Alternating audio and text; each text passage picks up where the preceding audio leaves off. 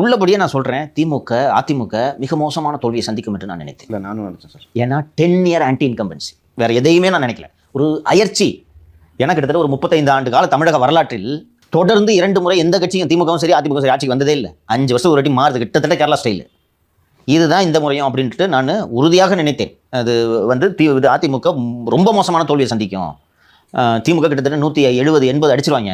ஏனென்றால் கூட்டணி வேறு அந்த பக்கம் இல்லையா, கூட்டணி வேறு அந்த பக்கம் வலுவான கூட்டணி இருக்கிறது. இந்த பக்கம் பார்த்தீங்கன்னா இந்த ஆன்டி பிஜேபி ஃபேக்டர் ஒன்று இருக்குது. அண்ட் வந்து அந்த 10.5% லாஸ்ட் மினிட்ல ரொம்ப அவசரப்பட்டு அவர்கள் கொடுத்து விட்டார்கள் என்று வன்னியர் அல்லாத சமூகத்தினர் கருதினார்கள். திரு டிடிவி தினகரன் மற்றும் திருமாவளவன் மட்டும் அதை கண்டித்த போது அறிக்கை வெளியிட்டார்கள். ஞாபகம் இருக்கா? அவங்க 2 பேரும் மட்டும் தான் வெளிப்படையாக நீங்கள் மற்ற சாதியினரை கணக்கில் எடுக்கணும், அதிமுக செய்கிறது தவறுன்னு அவங்க 2 பேரும் அறிக்கை வெளியிட்டார்கள். இன்னொரு பக்கம் அப்போ தான் பிஜேபி இந்த வேல் யாத்திரை நடத்தி முடிச்ச புதுசு ஃப்ரெஷ்ஷாக இருக்குது. காண்டாக இருந்தாங்க ஜனங்க பிஜேபி மேலே.